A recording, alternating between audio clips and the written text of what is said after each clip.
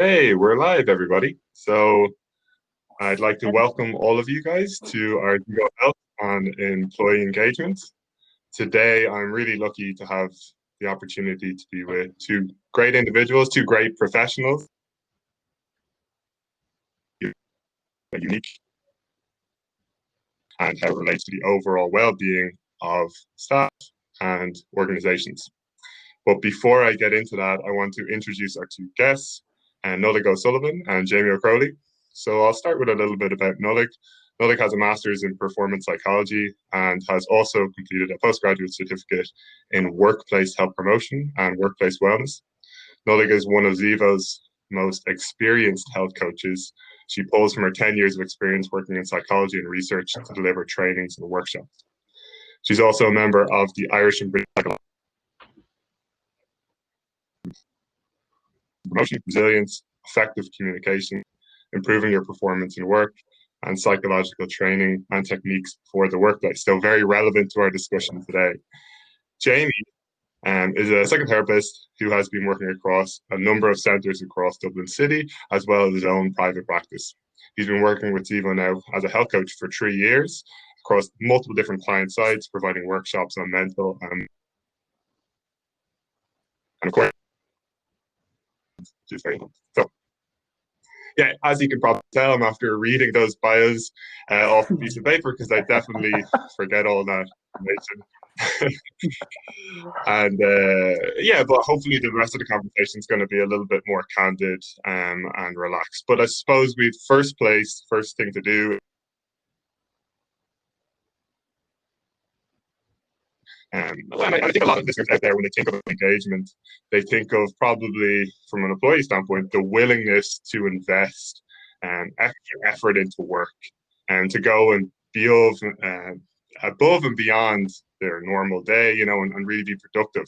But I'm not sure if that's exactly what we're really talking about, is it? No, like, do we need to reframe this discussion? What exactly is employee engagement? Hi, yes. So I suppose when we look at employee engagement, it's one of the most important indicators for employee satisfaction, work satisfaction. We know from the research, I think there was a piece of research only done recently, and it said that 77% of managers highlighted that employee engagement was one of the most important things when it comes to a company's success. Employees are different now. They don't want just the 9 to 5 job. They want to be involved. They want to be motivated. They want to be enthusiastic about the company's missions and goals. But we know from research from Gallup, they did a piece of research and they found that only 33% of employees are engaged. And disengaged employees, it can range from a number of different things. Lack of communication, it could be down to lack of recognition from their managers. It could be down to, their goals aren't aligned with the company's missions and things like that. So I suppose when we talk about employee engagement, it's key that I suppose company leaders look at employee strategic business objective, because we know with engaged employees that they're a lot more productive, that you have a lot more employee retention. Harvard Business Review said that engaged employees, especially within organizations, have double the success than organizations that are disengaged. So I suppose a key thing here is, okay, how can we engage employees? And even if you look around your office, even today, engaged employees are more present, they're more focused, and also there's a trust. There's a two-way trust. They feel like they're trusted, but also as well, engaged employees have this creative flow. What I mean by creative flow is because they're intrinsically motivated. They want to be there. They want to enjoy it. But an environment like that, there's a lot more resilience. People have psychological safety as well. But also on top of that as well, they feel supported and trusted. So that's a key aspect around employee engagement. It's looking at business success, but it's also looking at employees wanting to be there and involved as well. That's really interesting, and that's probably a nice way to segue into Jamie about your experience with more the psychological and emotional side and those ideas that Oleg's been drawing upon, things like trust and things like that. What's your experience being there?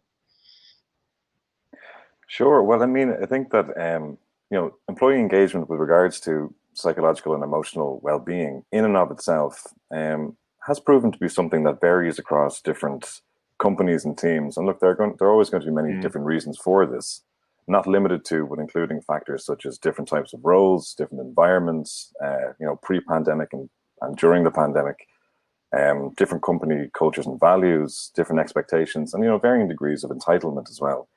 All of which leads to a very important conclusion, which is that there always needs to be a tailored approach to each group with whom you are engaging. So generally speaking, and this is again just coming from my experience with working within different client sites, is that when embarking on engaging with either a new group or an already established group, one has to remember that the word employee is going to carry different meanings to different people in terms of expectations. And even just sticking with that word employee for a moment, it can come across quite impersonal and it holds a certain amount of sterility, which in turn can feed into a common long-held narrative that an employee can perhaps see themselves as a number rather than a person. And even though this is not a new idea, it is relevant, especially right now, as companies are predominantly working from home.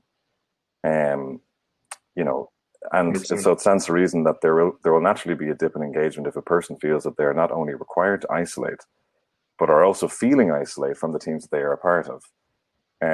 So for most of us sitting here, we don't have the luxury right now of the social element that an office can bring. So we're missing out on the small conversations above the laptop, the coffee breaks, or even like the gossiping in the canteen, all that kind of stuff. I know that it's quite obvious and somewhat childlike.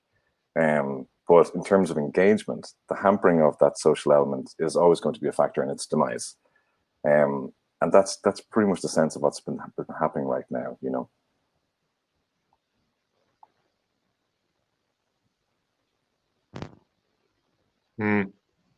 Okay, so I guess then, since we set the scene a little bit more, I guess we can move on to a little bit more of a practical element. So, Nolik, what would you say to organizations engagement?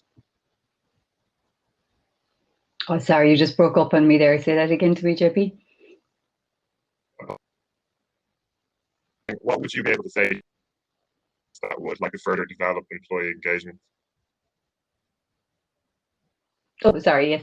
I suppose one of the key things when we look at employee engagement is communication. Communication is key for building trust, as Jamie was saying there. It's key for building relationships as well. But when we talk about communication, it's about having clear, concise, open conversations. So now during COVID, we're dealing with a lot of change. And even if your company is looking at in putting in place a change initiative or anything like that, if we don't have good communication, we could be faced with a little bit of resistance to that change, because as humans, we crave certainty. But when it comes to change, there's a lot of uncertainty around change as well. So, if you go along and you put in a change initiative, for example, and you don't communicate it effectively, people might kind of say, well, why are we changing? Why do we need to change? I'm kind of happy where I'm at. Why is this happening? And with that, and if that isn't communicated effectively, what will happen is our brains will start creating scenarios. We'll start filling in all. We'll start magnifying possible, possible possibilities that aren't kind of positive in our minds as well. So negative possibilities. And so then we're in a world of wondering and speculating. And then as an organization, you might be saying, do you know what, this is a really great initiative. And as an organization, the top people who are creating these changes will know the why. But because you didn't communicate it effectively, then when this actually filters down through the corporate layers, what happens is it gets diluted. And then your employees are going, well, there's no trust here. They don't, they're not telling us what's happening here. So rather than having a change that's happening, what's happening is you're getting a natural resistance. So if you're creating any change in your organization, even now during COVID, because we have to look at, okay, what else can we do? What can we do here?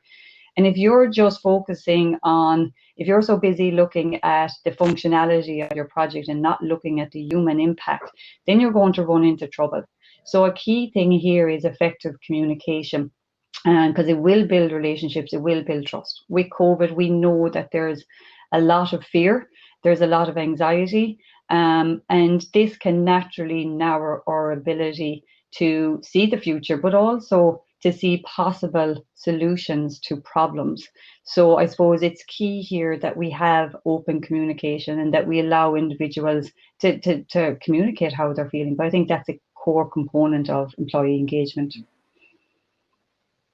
Yeah, I guess it starts to bring into this idea around moving away from the organization and looking at the employee. And we know that 2020 has been, a serious year in terms of well-being for a lot of individuals. So, like, is there anything employees can do to bring back their own engagement levels?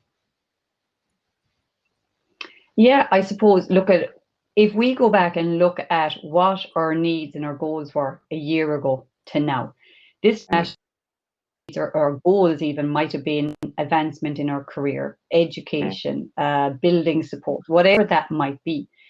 But bring it up to now, where are our needs now? Our needs might have gone way down the ladder. Our needs might be just safety, because we're in an environment where, maybe we have somebody working in the front line. Maybe we have somebody that's vulnerable. Maybe we just want that connection, that social support from individuals, and that hierarchical need, is no longer something that's there, but we're probably still trying to strive to get there. Mm-hmm. And it's about going back to foundational self-care, focusing on what you can control and focusing on, where are my goals now? What do I need to do? What can I put on the long finger for 6 months, 5 months, and being okay with that as well. And even if you are disengaged at the moment, when we look at engagement, we might look at it from a company's point of view, but sometimes our own motivation is gone. It's kind of like, okay, we've nothing to look forward to. That's what we might be thinking. So writing out a to-do list, we know, everybody knows what a to-do list is. The reason they're there and still are there because they're effective, and they can stop us from procrastinating. They can be better for our time management. They can create a little bit more of a work-life balance, because if we do a to-do list, we can tick off our things during the day. Then at nighttime, then when we go home or stay at home, whatever that might be, we can let our brains rest because we wrote down, okay, well, I know what I'm doing tomorrow. So those kind of aspects are key.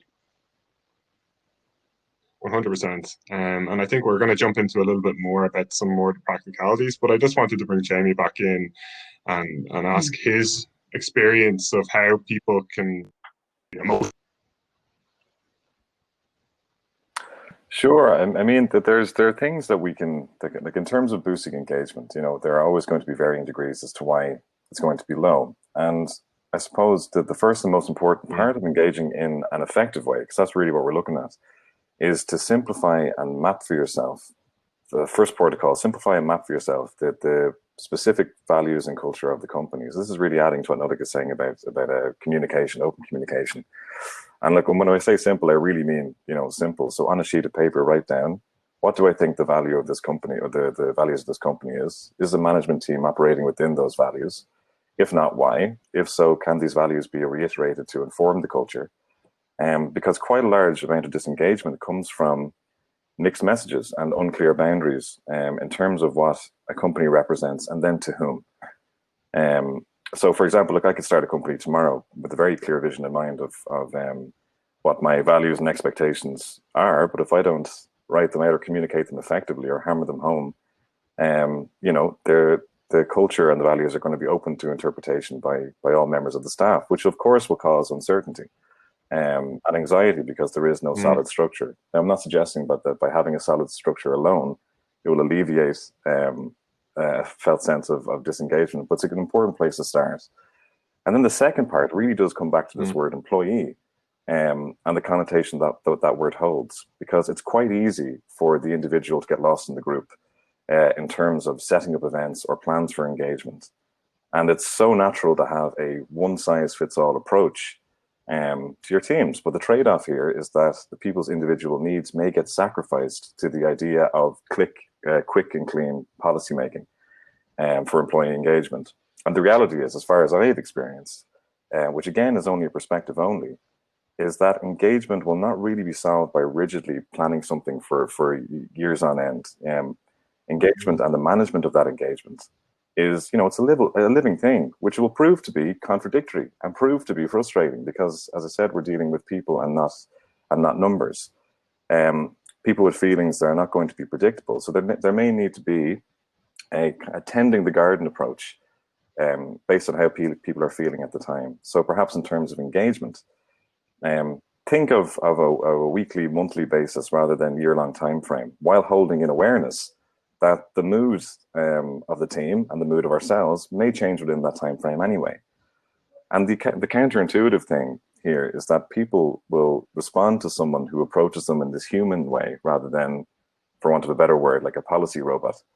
And I say counterintuitive because it's clearly evident and somewhat based on ego in a sense that people can perpetuate the schism between employees and employers. So showing yourself as fallible and as human as you are will allow people to feel vulnerable and perhaps even connected to you. Because look, nobody has the answer to everybody's needs. We just don't. All we can do is show up to them for the best of our ability. And there seems to be better engagement with teams who feel heard and respected by, as people. And most importantly, that they are heard by someone who is capable of not getting it right. And can connect with their teams with that type of open candor, so that type of open communication, as Nolik was referring to. And again, it's counterintuitive because what we are fed to believe about working hierarchies, but people are going to engage fully if they can engage with a person who happens to work within the company and not a strong arm of the company themselves. So this is a really small but powerful mind shift because it only allows itself to be known through a constant conversation over what an employee needs and if the resources are there to satisfy that need. And if the resources aren't there, being honest about that may cause immediate but short-lived disappointment, but also will carry with it, long-term appreciation of being told the truth. So engagement will remain intact as well. And look, I mean, we can even just the pandemic, just focusing on that because I know that's the headline of what's going on for everyone at the moment. But the pandemic, as we all know, has thrown everything up in the air. And although we're all here, we think that we're used to it. The reality is that we can never really be used to what's happening from an emotional standpoint because this is a totally new factor in our working lives that has never been around before. So people have chosen to work from home where applicable in the past, in which case they were operating from an empowering position by making a choice and being able to weigh up the costs and the benefits. But right now we are forced indoors, which takes on a more disempowering feel and robs us of our ability to choose in a sense. So in terms of engagement, what I have found useful is to, address the strangeness of the situation. Within this context, it becomes a lot easier to be exploring and navigating what is happening in real time with a team that's doing the same. And it puts us on a somewhat level and somewhat connected playing field in a sense and opens up the doors for effective engagement with what is admittedly a very uncertain time. And then from this space, it then becomes easier to empower people by highlighting the changes that they have control over. So like Nolik was saying, what do you have control over? So something as simple as where can I situate my desk? How will I schedule my day? How will I engage with my team and so on and so on. So in essence, what we're talking about here is taking back some of the control rather than sacrificing it all to circumstance. In which case there's a structure put in place, which can combat, rather than that persistent uncertainty, which may alleviate anxiety and put people in a better place to engage. Now, there's another hugely effective part of discovering how to engage more efficiently and promote engagement, and I find this quite useful, which is to promote somewhat of a movement within the body as well. So now I'm not talking about suddenly being able to run a marathon or suddenly developing, six-pack abs, because as you probably see from the screen, I don't have. What I'm talking about is this idea of embodiment, okay? Because right now, teams are spending more time than they ever have before, on the screens without a sufficient break. And not only that, but we're using our screens for communication. However, connection might not be happening. And the reason here is because we're whooshed straight up and we're operating from the head for most hours of the day now. and kind of dismissing the rest of the body. An example of this is what's happening right now. So all of us here sitting and all people that are listening, we're all disembodied heads on a screen. Okay. So I'm not really talking to anybody. I'm talking to my laptop. So I'm talking to my laptop to get to your laptop to get to you. So we're already 2 parts removed before the conversation has even started.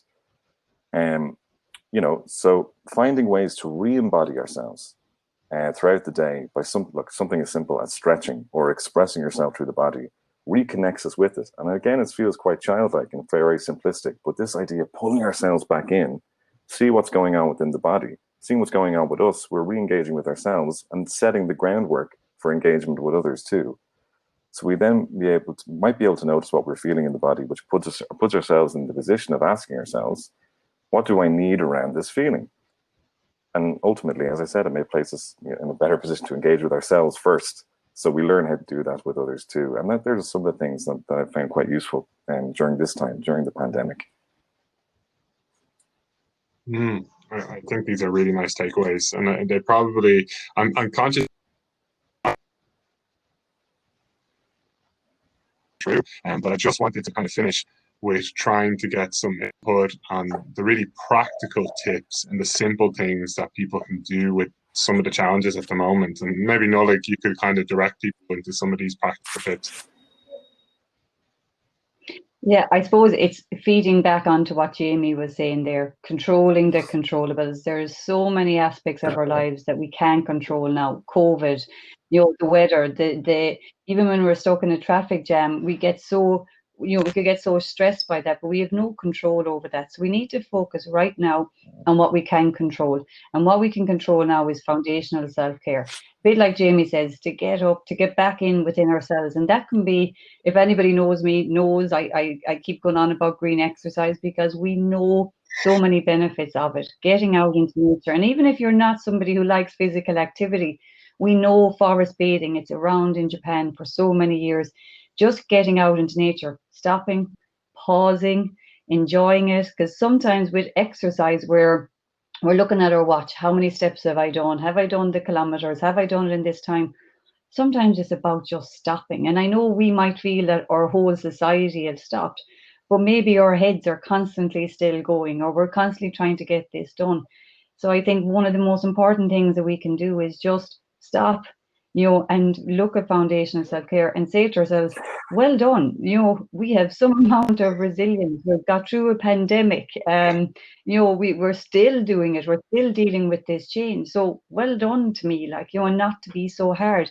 Look at our needs, reevaluate them and stop and say, we're doing good. We're doing good. And look at that foundational self-care, I think is key, Yeah, I think you're definitely right. You mentioned earlier about the to-do lists and things like that, and Jamie mentioned about just getting into your own body and out of your head a little bit. I don't know, Jamie, if you've got anything else to finish on in terms of the practical tips people can kind of. Sure. I mean, there's even just to add, just to add to what Nolik was saying in terms of exercise and things like that. This is foundational self-care at its finest, really, and because it is. I mean, there's 2 things. The first thing is what a practical takeaway that we can all do. It's so often to spend so much time in the head and not check in with what's going on with the body. And I know re-embodiment is something that I'm pushing here, but I do find it very, very useful. Because if we're spending all day on the screen and then we reconnect with our body when we choose to, we may notice certain things. You might notice, okay, my knee has been jumping up for the last half an hour and I didn't notice that. I noticed that my shoulder's been tense. I haven't really connected in that way. So something simple that we can do just to re-engage with ourselves is reminders on the phone. Now, I am the least technologically proficient person in the world, right? But even I have figured out how to do this. So essentially, it's by putting a reminder on your phone 3 times a day, once in the morning, once in the afternoon, and once in the late afternoon, with just a simple word saying check in. And when you do that, when you get that reminder on the phone, it's a reminder to pull yourself away from what you're doing and kind of reconnecting what's going on in the body, seeing what's happening in there, seeing how you feel. And then most importantly, asking yourself the question, what do I need around this feeling? So that's one thing. That's one way of kind of really turning the lens inward and addressing yourself. Now, the second thing is this idea of what do I need? Now, I know it's quite easy right now, and for myself included, if I was to ask myself, what do I need? My first answer will be, okay, I need COVID to not exist anymore. I need to get back to normal. Well, we need to kind of change it and kind of move it back into a bit more real terms. So maybe it's changed. What do I need right now? What do I need around today? Because what's working for me today? Because nobody has the answers on how to navigate this, really. All we can do is put the groundwork in now to hopefully get us over the hump of lockdown, get us over the hump of the pandemic, and see how we're doing. So what do I need right now? And look, it doesn't matter what the answer is. The answer could be, I need to go to the bathroom. Well, great. You identified a need, and now can you satisfy that? And this is foundation building block things that will keep us in a more connected space with us. So I would recommend check-ins on the phone, and trust me, you can figure it out. Maybe took me half an hour, but like might take you 5 minutes. And then asking yourself, narrowing the scope of what you need, really narrowing it right down. What do I need around a feeling? What do I need right now? What works for me right now? Not what is wrong or right, but what works.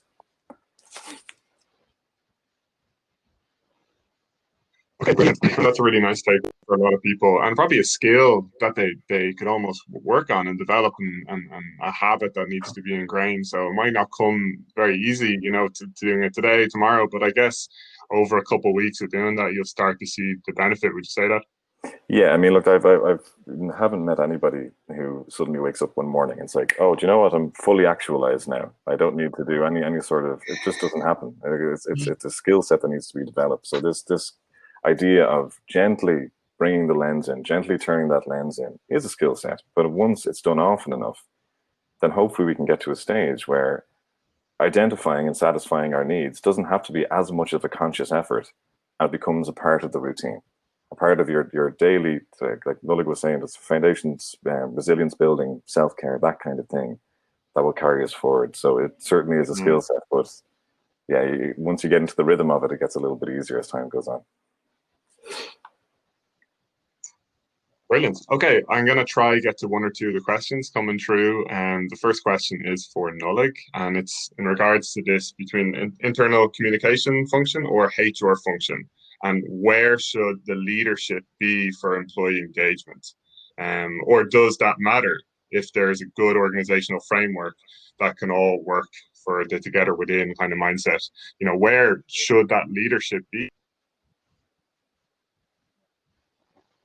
Yeah.